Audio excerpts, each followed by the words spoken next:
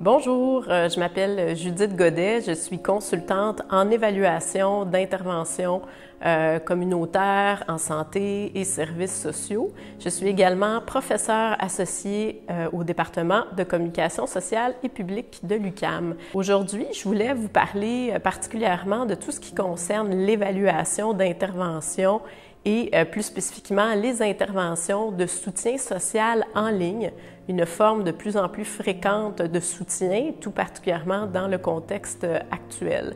J'ai eu le plaisir de collaborer à un projet de recherche qui visait dans le fond à mieux comprendre les formes de soutien qu'on peut donner avec des plateformes de soutien en ligne, plus spécifiquement des formes de soutien social en ligne qui se destinent aux patients et aux proches aidants qui sont atteints de cancer.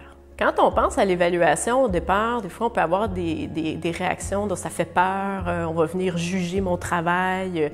Mais je pense que les démarches d'évaluation, il faut les voir en fait comme des démarches d'apprentissage qui nous permettent de mieux comprendre comment notre intervention se déploie, quels sont les effets de cette intervention-là sur les populations qu'on veut rejoindre. Dans le fond, dans une démarche d'évaluation, ce qui est important, c'est idéalement d'être présent avec l'équipe qui développe l'intervention dès le départ. Donc, de se poser des questions dès le départ où on envisage notre évaluation et notre intervention. Donc, poser des questions comme quels sont les effets que je vise par cette intervention-là, qui je veux rejoindre, quels sont les publics que je veux rejoindre. C'est aussi et surtout quels sont les besoins des publics auxquels je veux répondre.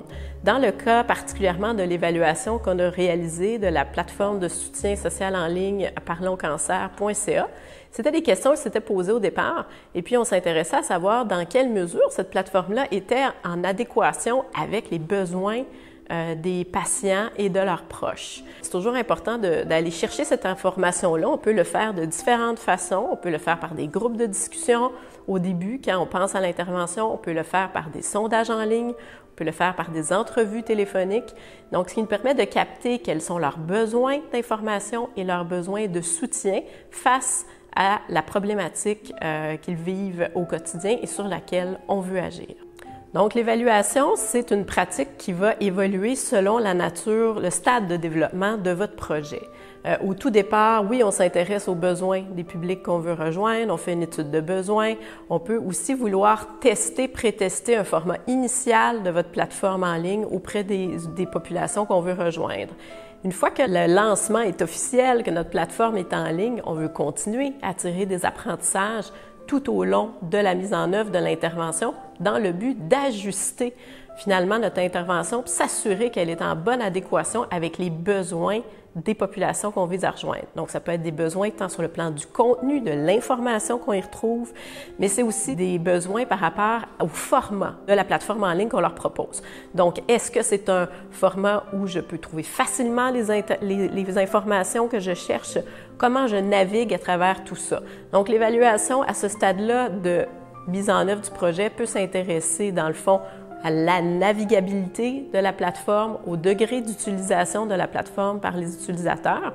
On peut utiliser les métriques qui sont disponibles, des fois même par des outils comme Google Analytics, nous permettent de savoir quel est le degré d'achalandage, à quelle heure de la journée les publics semblent le plus consulter notre plateforme. Donc, ce sont tous des exemples de choses qu'on peut suivre dans le temps et qui nous permettent de tirer des apprentissages puis d'ajuster le format de notre intervention pour être certain que ça correspond bien aux besoins des publics qu'on veut rejoindre.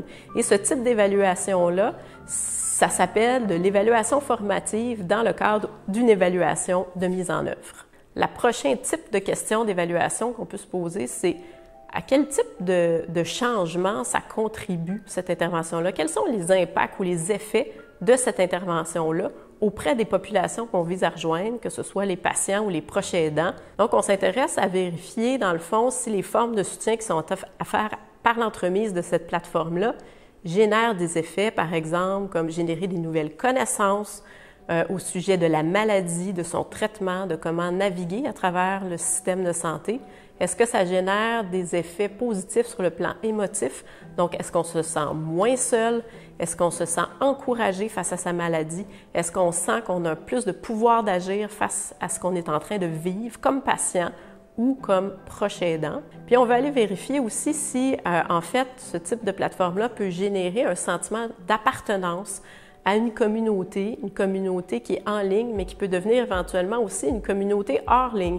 Donc, des liens plus précis plus profonds peuvent se développer suite à l'interaction avec une plateforme web et qui peuvent mener à ce qu'on appelle à du soutien social tangible, comme par exemple se trouver un nouveau proche aidant pour nous accompagner lors de traitements à l'hôpital. Ça peut arriver que d'être exposé à des témoignages ou à des expériences difficiles peut générer parfois des émotions négatives. Il faut mettre en place des stratégies pour accompagner les gens qui pourraient vivre les effets non désirables de notre intervention. Puis l'idée de toutes faire ces étapes-là, c'est toujours dans une perspective d'apprentissage puis d'amélioration continue des interventions qu'on vise à proposer aux populations qu'on veut rejoindre.